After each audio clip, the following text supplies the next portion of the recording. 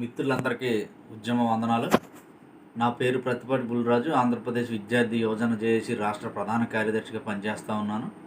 అయితే మరి గత జగన్ గారి ప్రభుత్వంలో 5 సంవత్సరాలు నిరుద్యోగులను మోసం చేస్తూ డిఎస్సి నోటిఫికేషన్ ఇస్తామని చెప్పేసి చివరి వరకు కూడా డిఎస్సి నోటిఫికేషన్ ఇవ్వకుండా తాత్సారం చేశారు. ఎంతోమంది యువత భవిష్యత్తును నాశనం చేశారు.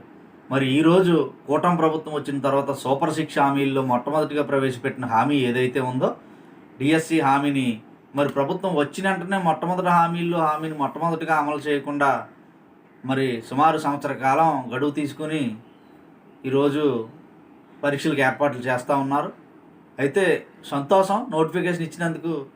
అయితే మీరు ఇచ్చిన నోటిఫికేషన్ మరి నిరుద్యోగులకు యువతకు ఎంతవరకు ఉపయోగపడుతుంది అనేది కూడా మీరు కొంచెం ఆలోచించుకోవాలి. ఎందుకంటే పరీక్ష నోటిఫికేషన్ ఇచ్చిన తర్వాత సమయం అతి తక్కువ సమయాన్ని మీరు ఇచ్చే అతి తక్కువ సమయం సిలబస్ ఎక్కువ ఉండడం వల్ల ప్రిపరేషన్కి ఇది అసలు సరిపోదు.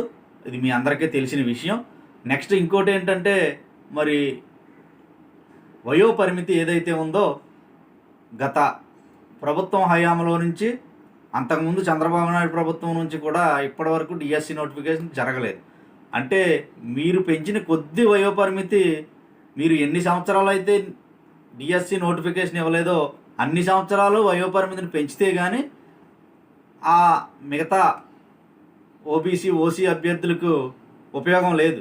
ఎందుకంటే మీరు డిఎస్సి నోటిఫికేషను ఇచ్చిన తర్వాత సుమారు 6 సంవత్సరాల గ్యాప్ వచ్చినట్లయితే ఆ 6 సంవత్సరాల కాలాన్ని వారు కోల్పోతూ ఉన్నారు. మీరు 3 సంవత్సరాలు 4 సంవత్సరాలు వయోపరిమితి పెంచామనడం వల్ల ఎట్టి పరిస్థితుల్లో ఉపయోగం లేదు.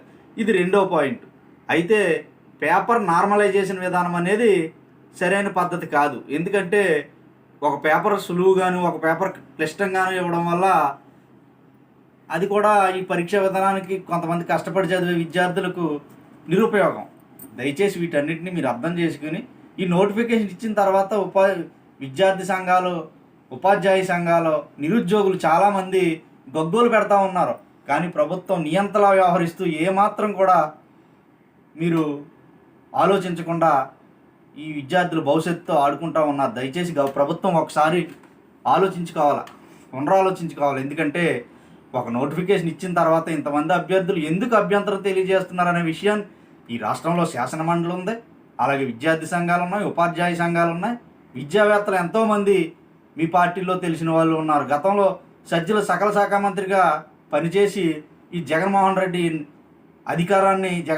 ప్రభుత్వాన్ని పడిపోవడానికి ఎలా కారణమయ్యాడో మీకు తెలుసు. కానీ మీకు సలహాదారులు అవసరం లేదు. 40 సంవత్సరాల సుదీర్ఘ అనుభవం ఉన్న చంద్రబాబు నాయుడు గారు, అలాగే లోకేష్ బాబు గారు, మీరిద్దరూ దయచేసి ఆలోచించి ఈ డిఎస్సి పరీక్షలు ఏవైతే ఉన్నాయో డిఎస్సికి సంబంధించి నోటిఫికేషన్ ఏదైతే ఉందో దీంతో మరొకసారి మీరు పునరాలోచించుకోవాల్సిన అవసరం ఉంది. ఎందుకంటే ప్రజాస్వామ్య ప్రభుత్వాల్లో ఇది సరైన పద్ధతి కాదు. ఎందుకంటే ఎవరి కోసమైతే మీరు నిరుద్యోగుల కోసం ఈరోజు నోటిఫికేషన్ విడుదల వెళ్ళండి, గుడ్, చాలా మంచిది, మేము మిమ్మల్ని అప్రిషియేట్ చేస్తూ ఉన్నాం. కానీ ఆ నోటిఫికేషన్ అనేది నిరుద్యోగ యువతకు ఎంతవరకు ఎలా ఉపయోగపడుతుందనే విషయాన్ని కూడా మీరు ఒక్కసారి పునరాలోచించుకోవాలని తెలియజేస్తూ, అలాగే డిఎస్సి ఏదైతే ఏర్పాటు చేస్తూ ఉన్నారో దానికి ముందు ఖచ్చితంగా టెట్ నిర్వహించవలసిన అవసరం ఉంది. ఈరోజు టెట్ నిర్వహించే సమయము లేదు, మీకు ఆసక్తి కూడా లేదు. ఏదో మేము చెప్పాం కాబట్టి నోటిఫికేషన్ ఇచ్చాం, మేము చెప్పిందే వేదం, మీరు చదవండి రాయండి అనే ఆలోచనతో మీరు ఉన్నారు. మీరు ఇచ్చిన సమయానికి మీరు ప్రవేశపెట్టిన సిలబస్కు ఈరోజు ఏమాత్రం సంబంధం లేదని చెప్పేసి విద్యార్థి నేతగా నేను మిమ్మల్ని హెచ్చరిస్తూ ఉన్నాను. దయచేసి ఈ విషయం మీద పునరాలోచించుకోవాలని మరొకసారి విన్నవించుకుంటూ ఉన్నాను.